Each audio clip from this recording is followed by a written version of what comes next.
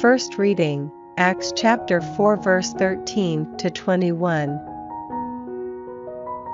They were astonished at the fearlessness shown by Peter and John, considering that they were uneducated laymen, and they recognized them as associates of Jesus. But when they saw the man who had been cured standing by their side, they could find no answer. So they ordered them to stand outside while the Sanhedrin had a private discussion. "What are we going to do with these men?" they asked. "It is obvious to everybody in Jerusalem that a notable miracle has been worked through them, and we cannot deny it. But to stop the whole thing spreading any further among the people, let us threaten them against ever speaking to anyone in this name again." So they called them in and gave them a warning on no account to make statements or to teach in the name of Jesus. But Peter and John retorted, "You must judge whether in God's eyes it is right to listen to you and not to God. We cannot stop proclaiming what we have seen and heard." The court repeated the threats and then released them. They could not think of any way to punish them, since all the people were giving glory to God for what had happened.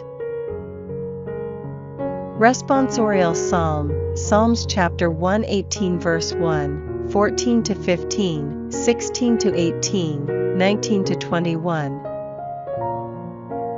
Alleluia! Give thanks to Yahweh, for he is good, for his faithful love endures forever. Yahweh is my strength and my song, he has been my Savior. Shouts of joy and salvation in the tents of the upright. Yahweh's right hand is triumphant. Yahweh's right hand is victorious. Yahweh's right hand is triumphant. I shall not die. I shall live to recount the great deeds of Yahweh. Though Yahweh punished me sternly, he has not abandoned me to death. Open for me the gates of saving justice. I shall go in and thank Yahweh. This is the gate of Yahweh, where the upright go in. I thank you for hearing me, and making yourself my Savior. Gospel, Mark chapter 16 verse 9 to 15.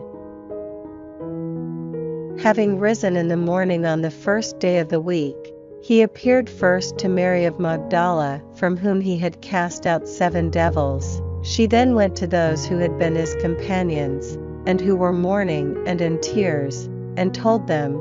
But they did not believe her when they heard her say that he was alive and that she had seen him. After this, he showed himself under another form to 2 of them as they were on their way into the country.